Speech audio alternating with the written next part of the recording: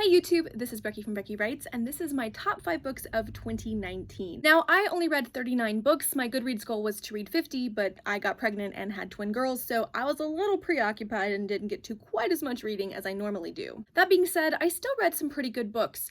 Overall, this was not my best reading year. I read a lot of books that were okay and not great hits. I only had 4 or 5 5-star reviews of the whole year. All of them were in nonfiction, so that kind of tells you that I wasn't really reading the fiction that was giving me life. My average Goodreads star rating was a 3.6, which I guess is good if I'm being honest with book reviews, but I kind of would have liked to have a higher reading average. The closer it is to 4 stars, the better my reading year is. That being said, here are the top 5 books that I read in 2019. These are in no particular order, so number 5 is American Panda by Gloria Chow. This was such a sweet and cute contemporary.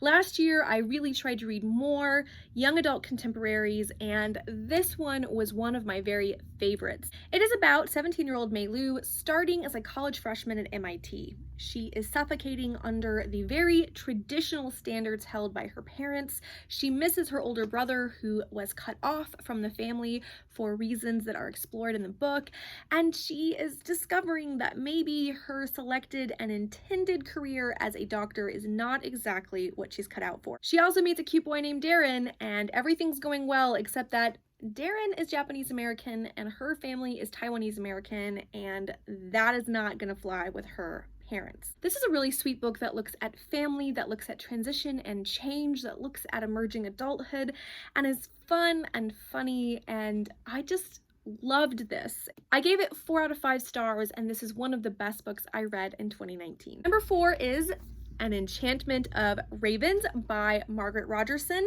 This is a YA fantasy about the Fae, and I'm not really a Fae person, and I loved this book. Our main character, Isabel, is a painter who has an incredible gift and talent. Because she's so good at capturing portraits, the Fae come to her to have their human glamours captured and painted for them. Because of this talent, she gets caught up in an intrigue as well as a romance with a prince of the Fae who is forbidden to her. In this story, the Fae and humans are forbidden, and should they both admit their love to one another, they have to be put to death. Well, you can imagine what happens when she gets dragged on an adventure with her forbidden prince. This is a story about what it means to be human, what it means to feel, what it means to create, and I was so surprised. This book came totally out of left field for me. I was expecting to really enjoy it, but not to love it as much as I did. Now, I did not want to have 2 books from the same author, so I chose this one instead of A Sorcery of Thorns, which is Rogerson's most recent release, but I did enjoy both of them, though I think An Enchantment of Ravens is the better of the 2 books. It's quite short, which is surprising for a YA fantasy. This is an engaging, interesting, nice, fresh take on Fae stories, and I am excited to see more of what Margaret Rogerson will be writing in the future. My third favorite book from 2019 is the only one that actually is a 5-star review, as well as the only work of nonfiction on this list, and that is Inspired by Rachel Held Evans. This is Rachel Held Evans' last piece of published work before she died very suddenly and unfortunately at, I think she was only 38 or 39. Rachel Held Evans was raised in the evangelical tradition, and she left that tradition when her questions around salvation and grace went unanswered. This book is about her wrestling with scripture and how she comes back to scripture. How does a thinking person embrace scripture and find beauty and meaning in a book that so often is used for harm rather than for healing? And it's all the more poignant knowing that Rachel Held Evans is no longer with us, that this is the last completed work that we will have from her. I had so many emotions reading this. I felt so much of what she had to say resonated with me. I was sad as I read this. I grieved her death. I didn't know her personally, but I followed her blog and have read all of her books. And so reading this, owning this, I've given it away to some friends, is just important to me on a personal level. It's important to me as a literary person. This is just a really great book. And this was also, like I said, one of the only 5-star reviews I had all of last year. It's a great piece of nonfiction. I would say this is probably for people who are vaguely in Camp Jesus, but it is not too preachy, and it's very raw and honest and vulnerable, but also fun and thoughtful and reflective. And so this is number 3 in my top 5 favorites for 2019. The number 2 book on my list is one in a series, and that is Layer of Dreams by Libba Bray. This is the second book in the Diviners Quartet. This follows the main characters as they encounter ghosts, particularly Chinese ghosts, that are wreaking havoc on their city, and they must use their different talents to deal with the ghost situation.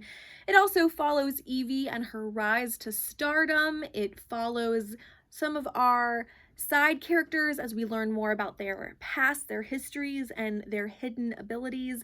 There's love, there's heartache, there's intrigue, and a big bad that is looming in the background. It's creepy and delicious, and I loved this book. I did listen to the majority of it on audiobook because the narrator is fantastic. This is a evergreen recommendation. If you're an audiobook person, this series on audiobook is spot on. You will not be disappointed. So good. It's not a full cast, it's just one narrator, but she is able to do all the different voices and accents in a way that is basically magical. I gave this 4.5 out of 5 stars. There were a couple of little hiccups that I felt kept this from being a 5-star read for me. One of them is that it's long, and I am kind of biased against big books because I think most books can easily be edited down, and we just don't.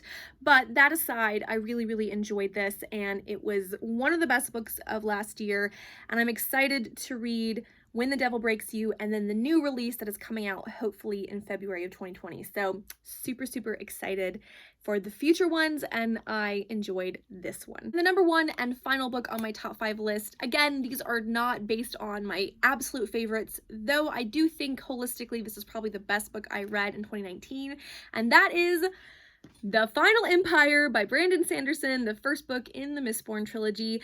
This book has a lot of hype. And I put off reading this trilogy for a long time because I was afraid they would not live up to the hype. But y'all, this book absolutely lived up to all the hype. It was a little bit long, and like I said before, I'm biased against long books, and I initially ranked this at a 3.5 stars because I thought it could have been cut down by about 100 pages. I still think that, but this book is easily a 4 or 4.5 stars with me.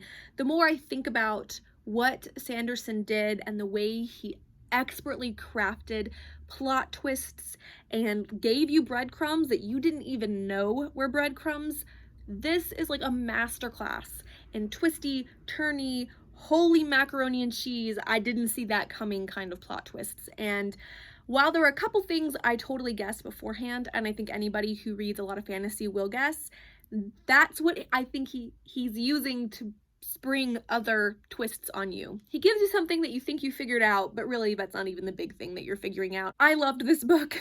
I thought it was one of the best works of fantasy that I've read in a long time. I want to read the rest of the trilogy. I'm just hella intimidated by how long these books are and investing my heart and my time into really big books. That being said, this book was so good. It really lived up to the hype. If you've been putting it off because you're worried about the hype that BookTube and the internet has around this series in particular, do not fear. It is excellent, and I highly, highly recommend it. Those are my top 5 books for 2019, but I do want to give you 4 honorable mentions very quickly because these were books that I really, really enjoyed, but they weren't quite in my top 5, and a top 9 didn't seem right. So the honorable mentions include Brightly Burning by Alexa Dunn, which I listened to on audiobook. I enjoyed this so much more than I thought I would. I discovered Alexa Dunn here on AuthorTube, actually. I found her on the internet, have followed her on Twitter and YouTube ever since. I enjoy her as a person and her personality. She's very blunt and honest, but I like that, as long as it's measured with some genuine support and encouragement, which I think she has.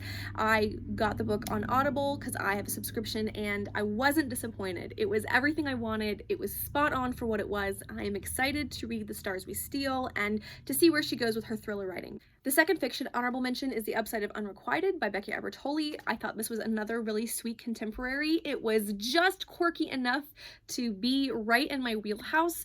I've discovered that I like quirky contemporaries. I don't like saccharine, too fluffy contemporaries, but something with a quirky twist is right up my alley, and BrekkeWrites writes quirky contemporaries, and I loved it. It was so fun. My two nonfiction honorable mentions are Save the Cat Writes a Novel by Jessica Brody and The Emotional Craft of Fiction by Donald Moss. These are both books on writing craft, and they are excellent. Save the Cat Writes a Novel takes the Save the Cat screenplay method and translates it into a novel format, and I found that helpful. The beats and having them explained for novels really helpful, but I also found her story archetype section really helpful because it helps you kind of understand the trajectory. And once you really know what the heart of your story is, and I think that is sometimes harder to discover than you realize, then you know how to plan your beats more efficiently and effectively. And so I've used that book as I have plotted my current work in progress. And then The Emotional Craft of Fiction by Donald Moss is so good. I recommend it to anyone who wants to be a writer. It is the best book I have read to date on building emotional nuance and deepening what you're writing. Plot and character development are great and they are absolutely essential, but creating really strong emotional and emotive reactions in your readers is something that isn't always easy to describe or discuss or teach. And I think The Emotional Craft of Fiction is one of the few books I've read that really helped me do all of that. There you have it. These are my top 5 books of 2019, along with 4 honorable mentions. Comment down below and let me know what your top 5 books or favorite book for 2019 was. Also, what makes something a top book?